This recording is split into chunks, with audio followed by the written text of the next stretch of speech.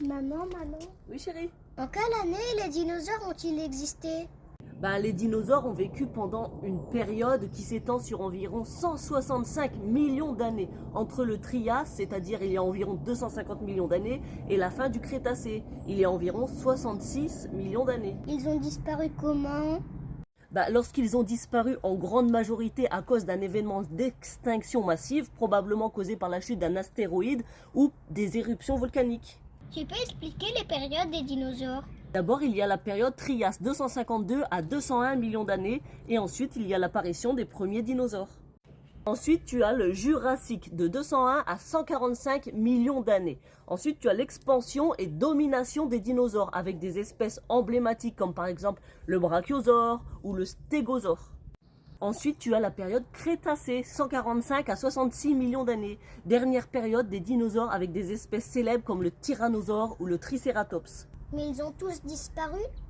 Pas vraiment, certains dinosaures n'ont pas complètement disparu. Les oiseaux modernes sont des descendants directs de certains dinosaures thérapodes. Et la Bible, est-ce qu'elle en parle?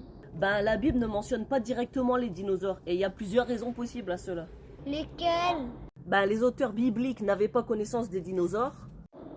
La Bible a été écrite il y a plusieurs milliers d'années, bien avant la découverte des fossiles des dinosaures.